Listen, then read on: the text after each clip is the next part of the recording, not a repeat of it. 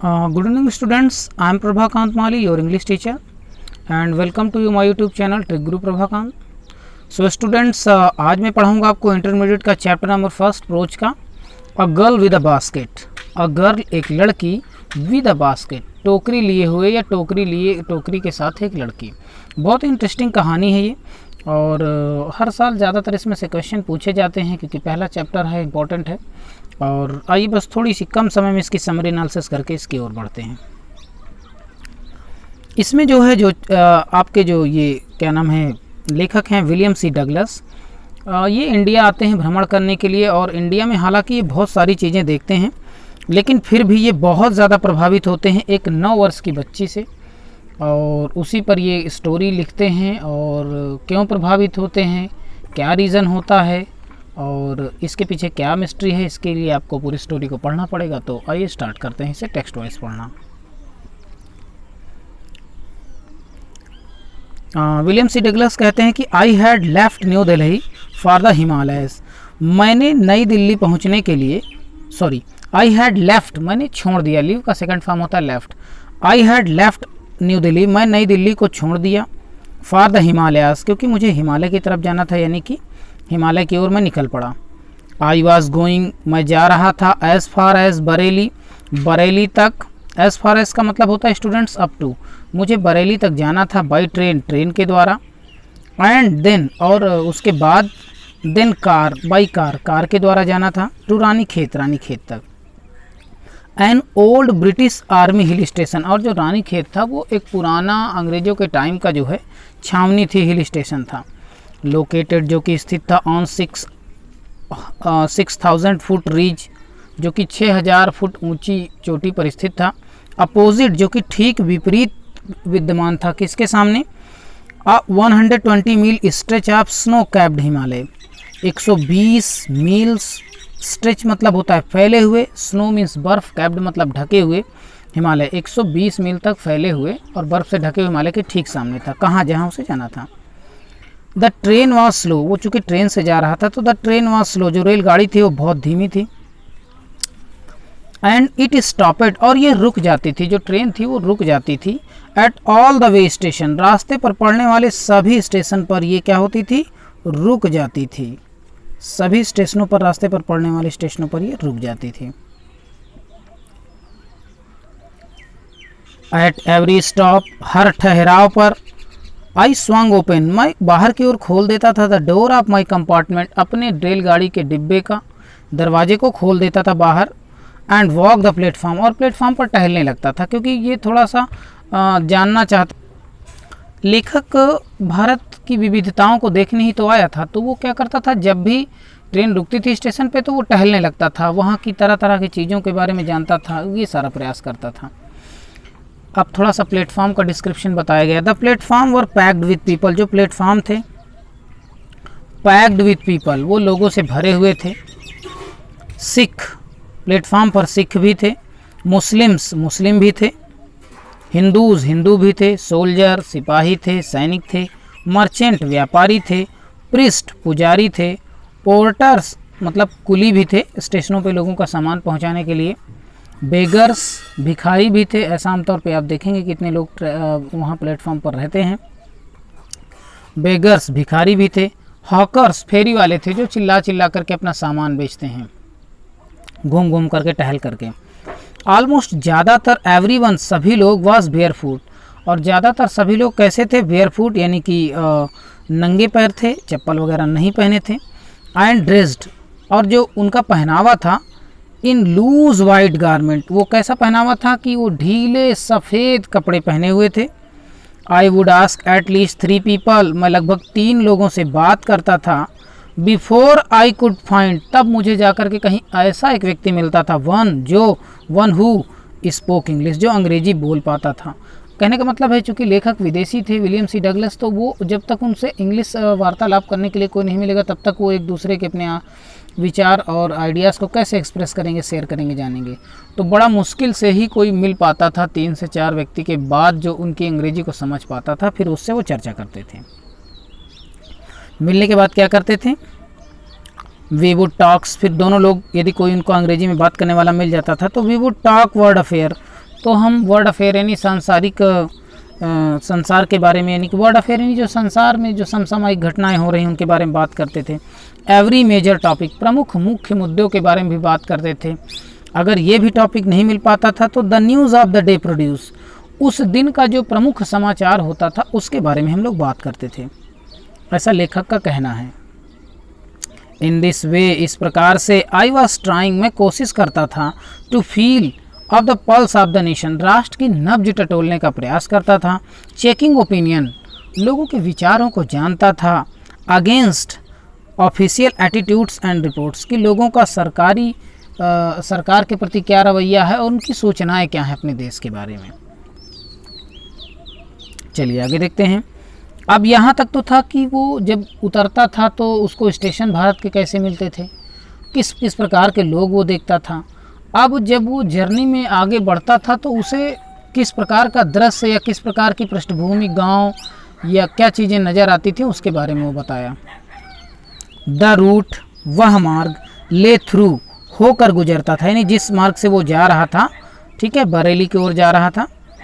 और the root, वह मार्ग, ले through one of the richest of India's agriculture areas, वह जो मार्ग था वो एक रिचेस्ट यानी कि धनी, किस मामले में धनी था, इंडियाज एग्रीकल्चर एरियाज, भारत के कृषि संपन्न क्षेत्रों में से एक था जिस रूट से वो यात्रा कर रहा था। This was the plain of the upper Ganga river, ये जो था वो ऊपर गंगा का जो पठारी भाग था। 1000 फीट अबव सी लेवल, और जो अगर इसकी ऊंचाई की बात की जाए तो ये लगभग कितना, 1000 फीट, लगभग 1000 फुट ऊंचा था समुद्र तल से, जिस स्थान से होकर ये जा रहा था। बट ट्रॉपिकल, ट्रॉपिकल मतलब होता है उष्ण कटिबंधीय या गर्म क्षेत्र था। The Ganga was brown silt, जो गंगा थी वो कैसी दिखाई दे रही थी, भूरे रंग की, मटमैली रंग की, स्वैलोन, उफनाई हुई थी, विद फ्लड वाटर, यानी बाढ़ के पानी से उफनाई हुई थी। इट्स ओवरफ्लो, और इसका जो बहाव था, इंडेंटिंग, डुबोए हुए था। 1000 ऑफ एकड़ ऑफ राइस, मतलब कि लगभग हजारों एकड़ फसलों को जो है ये डुबोए हुए था। यानी कि चूँकि गंगा का तटीय क्षेत्र था तो ज़्यादातर धान की खेती लोग करते थे और वो उस टाइम जो है पूरी तरह से जलमग्न थी, सबमर्जेड थी। ये तो खेतों का डिस्क्रिप्शन था। अब जंगल कैसे थे उसके बारे में बताया गया है। इंडेंटिंग मतलब होता है डुबोए हुए थी, ठीक है। टू द नॉर्थ, जिस हिस्से से वो जा रहा था, टू द नॉर्थ, उत्तर की ओर, वर जंगल थे। Great expenses of grass, great expenses of grass का मतलब बड़े बड़े घास के मैदान फैले हुए थे। एक्सपेंसेस मतलब फैले हुए। हायर देन अ मैन्स हेड, और इतना ऊंचे थे कि जैसे कि किसी के मनुष्य के सर से भी ऊपर थे, बहुत ज़्यादा ऊंचे थे। And unbroken except for an occasional clump of trees, और जो पेड़ों की कतार थी, वो झुंड थी, वो कभी न समाप्त होने वाली प्रतीत हो रही थी। जैसे आप ट्रेन में यात्रा करें तो आपको क्या लगता है कि ट्रेन के आसपास जो पटरियों पर पेड़ हैं वो कभी ख़त्म नहीं हो रहे हैं। क्लम्प ऑफ ट्री का मतलब पेड़ों का झुंड, ग्रुप ऑफ ट्रीज। अब उन्हीं जंगलों में क्या थे, द होम ऑफ टाइगर, कुछ चीते भी रहते थे। एलिफेंट्स, कुछ हाथी भी रहते थे। पाइथन, कुछ अजगर भी रहते थे उन्हीं जंगलों में। एंड कोबरास, पाइथन भी थे, कोबरा भी थे। एवरीवेयर, हर जगह। Else there was a flat land, एक समतल जो भूमि थी। रनिंग, वो फैली थी टू द हॉरिजॉन, क्षितिज तक।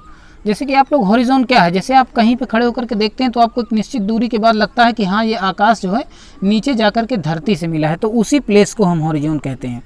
बट लेकिन dotted here and there by sacred banyan trees, लेकिन इधर उधर छितराए हुए फैले हुए कुछ बरगद के वृक्ष थे। आर अथवा बाई रो ऑफ पाकर ट्रीज, या कुछ पाकर ट्रीज मतलब पीपल के वृक्षों की कतारें थी।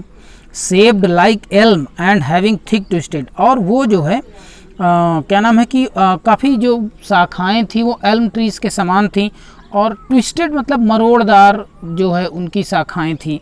जैसे आप लोगों ने बरगद की देखे होंगे ना, कैसे मनुष्य की बाल की जटाओं की तरह रहते हैं, वही चीज़ बताया। Hot humid air was moving, गर्म और आर्द्र हवा बह रही थी। और जो हॉट मतलब गर्म, ह्यूमिड, आर्द्र एयर वाज मूविंग, गर्म और आर्द्र हवा बह रही थी। In the from south west, यानी साउथ वेस्ट की दिशा की ओर से गर्म हवा बह रही थी। मंकीज, उसने कुछ बंदरों को भी देखा लेखक ने। Some of them mother with babies, यानी कुछ जो बंदर थे और वो अपनी माताओं के साथ थे, बेबीज यानी बच्चे थे बंदर के, क्लिंगिंग चिपके हुए थे, टू देम अपने मतलब माताओं के साथ, एंड राइडिंग अंडरनीथ और सवारी कर रहे थे, सॉन्ग ऑफ ट्रीज, अपने जैसे देखा ना कि कैसे बच्चे चिपके रहते हैं अपनी माताओं के साथ बंदर के, उसी तरह सॉन्ग ऑफ द ट्रीज, पेड़ों पर झूल रहे थे। और पेड़ कहाँ थे? द स्टेशन, स्टेशन के नज़दीक थे। और ऐसा वो लुकिंग फॉर फूड यानी कि भोजन की तलाश में कर रहे थे। द विलेजेस, उन गाँवों से भी पास्ट जहाँ से होकर के हम गुजर रहे थे, यानी लेखक जहाँ से गुजर रहे थे William C Douglas, head walls, वो उन पे दीवारें जो थी, मेड ऑफ मड विक्स यानी कि बनी हुई थी, मड मतलब कीचड़ से यानी मिट्टी से, मिक्सड विथ वाटर पानी, और काउडंग, काउडंग मतलब गाय का गोबर, यानी जैसे ना हम लोगों के देहात में बनती हैं, तो ठीक उसी प्रकार की जो है दीवारें बनी हुई थी। दियर पीक्ड रूफ वर थैज्ड, और उनकी जो है चोटी नुमा जो छप्पर थे, उन दीवारों पर जो छप्पर थे, थैज्ड माने छप्पर कैसे छाए थे? पीक्ड यानी चोटी नुमा, जैसे हम लोग देखते हैं ना झोपड़ी में, वो ऐसा क्यों करते हैं कि जिससे पानी ढलान की वजह से गिर जाए, रुकने ना पाए। बंडल ऑफ ग्रास, और जो छप्पर थे वो कैसे थे? बंडल ऑफ ग्रास यानी घास के बंडल के बने हुए थे। टाइड, जिनको बांधा गया था, टू द बाम्बू पोल्स यानी बांस के पोल से, जैसा कि आप लोगों ने देखा होगा देहात में। स्ट्रेच अक्रॉस द राफ्टर, और उन्हीं छप्परों में जो है छोटी मोटी आर पार जो है बल्लियाँ लगी हुई थी, छोटे छोटे सपोर्ट करने के लिए। राफ्टर्स मतलब बल्लियाँ, स्ट्रेचेस मतलब फैली हुई थी, अक्रॉस मतलब आर पार। दैट डे, उसी दिन लेखक ने देखा कि द पंपकिन वाइन, कद्दू की लताएं या लौकी की लताएं, जैसे ना कोई नेनुआ तरोई वगैरह बो देते हैं तो वो चढ़ जाती हैं, वो स्थिति थी। दैट ग्रीव ओवर देम, उसी दिन वो क्या हुई थी? उस पर चढ़ी हुई थी। वर इन ब्लूम, उसमें फूल खिले हुए थे। ट्रेलिंग, लटक रही थी। स्ट्रीक ऑफ येलो, ऐसा लग रहा था पीली धारियों के समान लटक रही थी। ओवर ड्रैब वॉल, उन खुरदुरी दीवारों पर, ड्रैब मतलब होता है खुरदुरी, उन खुरदुरी दीवारों पर। एट वन स्टेशन, एक स्टेशन पर, my routine of talking with the people was interrupted, एक स्टेशन पर मेरा लोगों से जो बात करने का क्रम था वो इंटरप्टेड, मतलब कि इंटरप्टेड मतलब टूट गया, जिसे आप दखल देना भी कहते हैं, ठीक है, इंटरप्टेड हो गया। और ऐसा इसलिए हुआ क्योंकि हर स्टेशन पर उसका रूटीन क्या था? उतरता था, लोगों से बात करता था, मिलता था, लेकिन ऐसा नहीं हुआ एक स्टेशन पर। एज सून एज, लेखक कहता है कि जैसे ही आई अलाइटेड, अलाइटेड मतलब उतरना, ठीक है, जैसे ही मैं उतरा, a group of young children, a group of young children यानी छोटे बच्चों का एक समूह, गैदर्ड अराउंड मी, मुझे चारों ओर से घेर लिया। देवर सेलिंग बास्केट्स, वे टोकरी बेच रहे थे। हैंड वूवन, हाथ की बनी हुई। रीड बास्केट, सरकिंडे की बनी हुई टोकरियाँ। With simple design and pattern, जिनकी सिंपल डिज़ाइन और पैटर्न था, यानी कि बहुत सरल डिज़ाइन और पैटर्न था। They held the basket high, वे टोकरियों को ऊंचे उठाए थे। साउटिंग वर्ड, चिल्ला रहे थे। आई डिड नॉट नो, मैं नहीं जानता था। बट कन्वेइंग अनमिस्टेकबली दियर डिज़ायर, लेकिन बिना गलती किए हुए ये समझ रहा था कि वो अपने सामान को बेचना चाह रहे थे। कौन बेच रहे थे? बच्चे बेच रहे थे, ठीक है, और इसीलिए वो लोगों से उस स्टेशन पर बात नहीं कर पाया। अब ये बच्चे कौन थे जिनके वजह से कहानी लिखी गई? दीज वर रिफ्यूजी चिल्ड्रन, ये शरणार्थियों के बच्चे थे। ये शरणार्थी कौन है? आगे पढ़ते हैं। When partition between India and Pakistan, जब भारत और पाकिस्तान में बंटवारा हुआ, वाज डेक्रीड, डेक्रीड मतलब आदेश हुआ, घोषणा की गई भारत और पाकिस्तान के बंटवारे की। 100,000 ऑफ पीपल, लगभग हज़ारों की तादाद में लोग, पुल्ड अप दियर, हज़ारों क्या लाखों की तादाद में, पुल्ड अप दियर रूट्स, अपने रास्तों को बदल दिए, मार्गों को बदल दिए।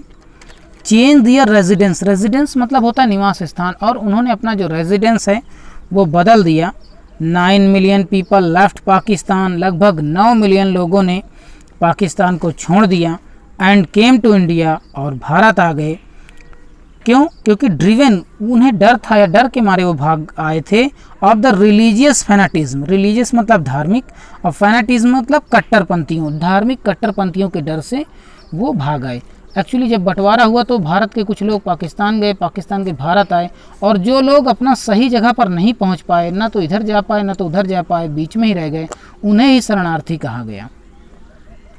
तो ये वही शरणार्थियों के बच्चे थे और इनकी जो कंडीशन थी बहुत ही पिटेबल थी, बहुत ही दयनीय थी। क्या थी, अब आगे देखिए पढ़ते हैं।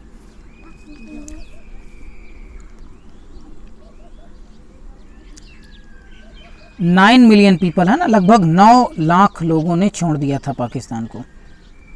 चलिए, देवर पुअर पीपल, ये बहुत गरीब लोग थे। टू स्टार्ट विथ, जब ये चले थे अपने मार्गों को, देवर पुअर, वो और भी गरीब होते गए। As they began their long trek, जैसे जैसे उन्होंने अपने लंबे मार्गों को तय किया। फॉर ऑल, जो कुछ भी दे कुड कैरी, वे ले जा सकते थे। वो क्या ले जा सकते थे इतनी बड़ी जर्नी में? Was a bit of food, कुछ थोड़ा बहुत भोजन का टुकड़ा। एंड फ्यू बिलोंगिंग, और अपने से संबंधित कुछ चीज़ें। सून, जल्द ही, दे वर आउट ऑफ फूड, और जल्द ही उनका भोजन समाप्त हो गया। अ फ्यू डेज आफ्टर, कुछ दिनों के बाद ही। दे स्टार्टेड, जब निकले थे तुरंत भोजन उनका समाप्त हो गया, क्योंकि उस समय कोई बहुत बड़े ट्रांसपोर्ट के साधन थे नहीं।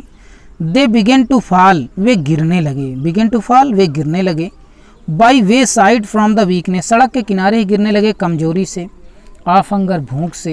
एंड डाइड, और मर गए। वेयर दे फेल, जहाँ वे गिरे, यानी जहाँ गिरे वहीं मर गए।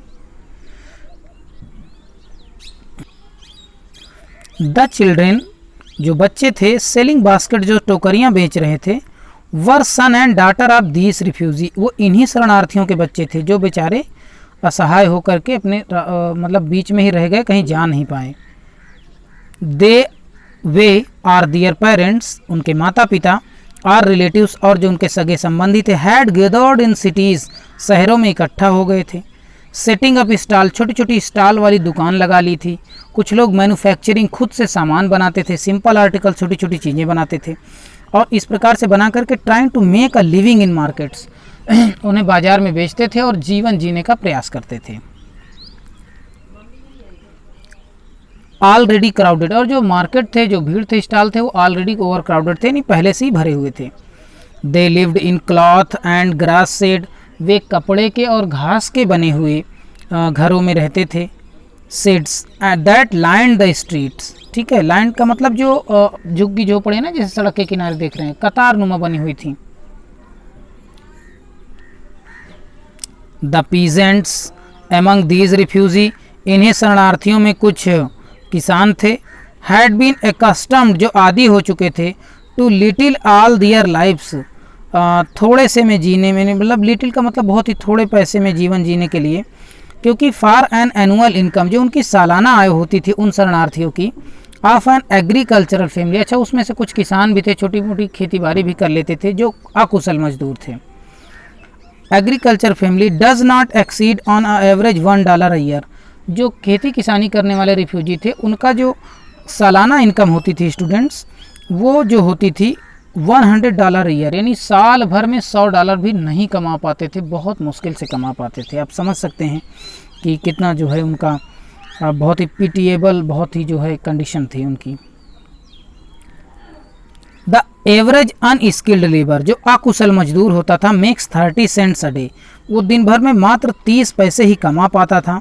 Are less than $2 a week, या सप्ताह में $2 से भी कम।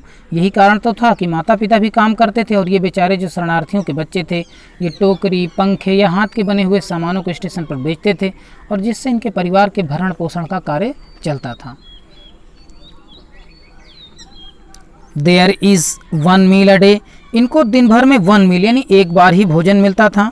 एन ओनियन, और उस भोजन में क्या शामिल होता था? एन ओनियन, एक प्याज होती थी। अ पीस ऑफ ब्रेड, रोटी का एक टुकड़ा होता था। अ बाउल, और एक कटोरी दाल होती थी।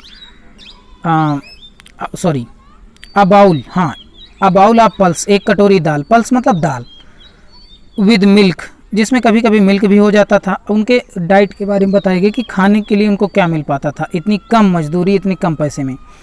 परहैप्स अ बिट गोट चीज़, और परहैप्स मतलब होता है शायद, और शायद कभी कभार अगर उन्हें पनीर का खाने का मन हुआ तो bit of goat cheese, bit का मतलब 1 या 2 टुकड़ा, गोट चीज़ यानी बकरी के दूध का पनीर बनता था उनके लिए। नो टी, कोई चाय नहीं मिलती थी। नो कॉफ़ी, कोई कहवा नहीं मिलता था। नो फैट, किसी भी प्रकार की कोई वसा, चिकनाई, घी वगैरह नहीं मिल पाता था। नो स्वीट, मिठाई बिल्कुल नहीं मिल पाती थी। नो मीट, और कोई भी मांस उनको नहीं खाने के लिए मिल पाता था, क्योंकि उनकी अर्निंग बहुत कम थी। $100, $100 अ ईयर, साल भर में $1 is not $2 a week, sorry $100 a year, साल भर में जो $100 हैं इज नॉट $2 अ वीक, ये सप्ताह में $2 भी बमुश्किल से हो पाते हैं। एट इवन, फिर भी दैट स्मॉल अमाउंट, इस छोटे से राशि में is hard to earn, is hard to earn की बहुत मुश्किल से वो कमा पाते थे।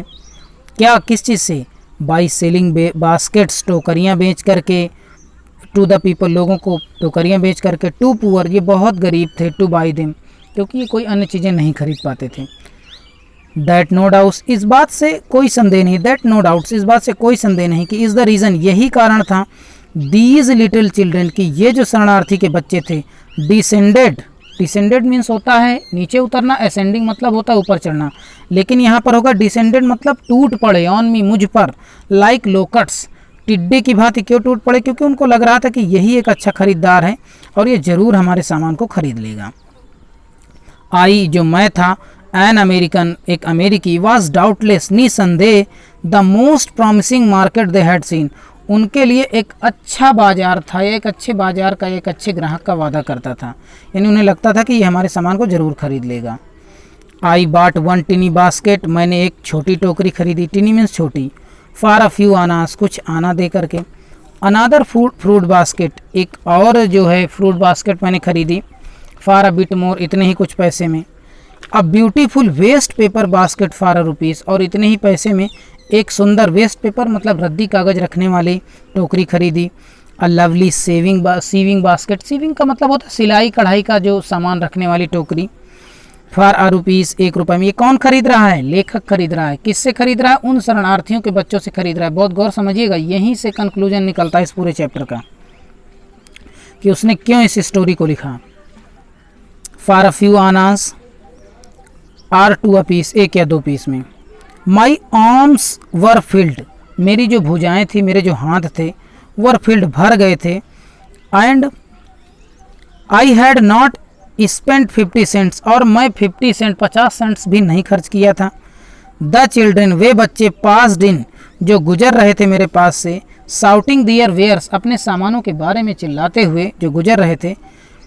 आई वॉज अ प्रिजनर, मैं एक प्रकार से कैदी बन गया था। क्यों? क्योंकि बच्चे चारों तरफ से घेरे हुए तो कह रहे थे भैया मेरा सामान ले लीजिए, मेरा सामान ले लीजिए। हालांकि वो उनकी भाषा को नहीं समझता था क्योंकि वो हिंदी बोल रहे थे, लेकिन वो डिज़ायर को समझ रहा था कि ये अपना सामान बेचना चाह रहे हैं, इसीलिए इसको उठा करके मेरी तरफ दिखा रहे हैं। तो I was a prisoner completely, मैं एक प्रकार से कैदी के भांति था। सराउंडेड, जो कि मतलब चारों तरफ से घिरा हुआ था। अनेबल टू मूव, हिल भी नहीं सकता था। The most diligent